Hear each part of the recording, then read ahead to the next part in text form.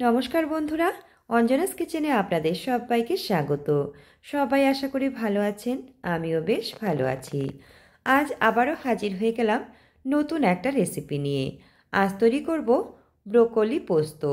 এটা খুব সহজ বানানো আর খুব তাড়াতাড়ি তৈরি করা যায়, আর খেতেও অসাধারণ লাগে। এটা ভাত, রুটি, লুচি, পরোটা সব কিছুর সাথেই খাওয়া যেতে পারে। ভিডিওটি শেষ পর্যন্ত দেখবার জন্য আপনাদের কাছে আমার অনুরোধ রইল। তো দেখে নেওয়া যাক আমার আজকের এই রেসিপিটি। এর জন্যে সবার প্রথমে আমি দুটো মিডিয়াম সাইজের ব্রোকলি নিয়ে এইরকমভাবে ছোট ছোট করে কেটে ভালো করে ধুয়ে পরিষ্কার করে গরম জলের মধ্যে একটু সময় ধরে ভাপিয়ে আমি জল ঝরিয়ে অন্য একটা পাত্রের মধ্যে তুলে রেখেছি। আর এইদিকে 4 চামচ পোস্ত আর 3টে কাঁচা লঙ্কা মিক্সির জারে দিয়ে আমি পেস্ট করে নিয়েছি। দেখুন, একদম মিহি পেস্ট আমি করিনি, একটু দানা দানা ভাব থাকবে এইরকমভাবে পেস্ট করেছি। এবার গ্যাসে কড়া বসিয়ে দিয়েছি।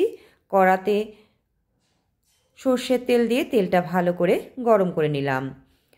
তারপর হাফ চামচের থেকে অল্প কম কালো জিরে ফোড়ন দিয়ে একটু নাড়াচাড়া করে ভেজে নিলাম। ভাজা হয়ে গেলে এর মধ্যে আমি দিয়ে দিচ্ছি ভাপিয়ে রাখা ব্রোকলিগুলো দিয়ে একটু নাড়াচাড়া করে তেলের সাথে ভালো করে মিশিয়ে একটু সময় ধরে ভেজে নিতে হবে। গ্যাসের ফ্লেমটা কিন্তু মিডিয়াম করেই ব্রোকলিগুলোকে আমি ভেজে নেব। এরপর এর মধ্যে আমি অ্যাড করে দেব পরিমাণ মতন লবণ আর দিচ্ছি পরিমাণ মতন হলুদ গুঁড়ো। তার সাথে আরও অ্যাড করে দিলাম অল্প পরিমাণে চিনিটা সম্পূর্ণ অপশনাল, আপনারা চাইলে দিতেও পারেন আবার নাও দিতে পারেন। এবার সব কিছু একসাথে ভালো করে নাড়াচাড়া করে মিশিয়ে দিয়ে একটু সময় ধরে ভেজে নেব। এভাবে কন্টিনিউ 2 বা 3 বার উল্টে পাল্টে গ্যাসের ফ্লেমটা মিডিয়াম রেখে ব্রোকলিগুলোকে ভালো করে ভেজে নিতে হবে। দেখুন, ব্রোকলিগুলো খুব সুন্দরভাবে ভাজা হয়ে গেছে। এবারে এর মধ্যে আমি অ্যাড করে দেব যে পোস্তটা আমি বেটে রেখেছিলাম সেটা। পোস্তগুলো আমি দিয়ে দিলাম। পোস্ত দিয়ে একটু নাড়াচাড়া করে একসাথে মিশিয়ে দিয়ে তার মধ্যে সামান্য একটু পোস্ত বাটিটা ধুয়ে আমি জল অ্যাড করে দিলাম। সামান্য একটু জল আমি অ্যাড করে দিলাম।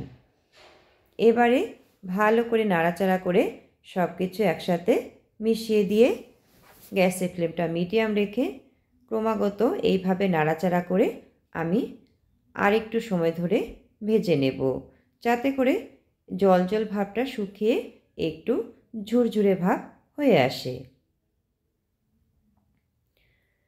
গ্যাসের ফ্লেমটা কিন্তু বাড়ালে চলবে না, গ্যাসের ফ্লেমটা মিডিয়াম রেখেই এইভাবে নাড়াচাড়া করে ব্রোকলিগুলোকে ভেজে নিতে হবে। মোটামুটি 3 মিনিটের মতন আমি এভাবে কন্টিনিউ নাড়াচাড়া করে ব্রোকলিগুলোকে পোস্তের সাথে ভালো করে ভেজে নিলাম। দেখুন, একদম ঝুরঝুরে ভাব হয়ে গেছে, যে জল জল ভাবটা ছিল সেটা একদম শুকিয়ে গেছে। আমাদের ব্রোকলি পোস্ত সম্পূর্ণভাবে রেডি হয়ে গেল। এবারে আমি গ্যাসের ফ্লেমটা বন্ধ করে দিয়ে একটু ঠান্ডা করে পরিবেশন করার জন্য অন্য একটা পাত্রে তুলে নেব। তৈরি হয়ে গেল ব্রোকলি পোস্ত। আমার এই ব্রোকলি পোস্তের রেসিপিটা যদি আপনাদের ভালো লেগে থাকে তাহলে লাইক শেয়ার করে দেওয়ার জন্য অনুরোধ রইল। আর নতুন বন্ধুরা আপনারা যদি ফেসবুক থেকে দেখে থাকেন তাহলে পেজটিকে ফলো করে দিয়ে পাশে থাকবার জন্য অনুরোধ রইল।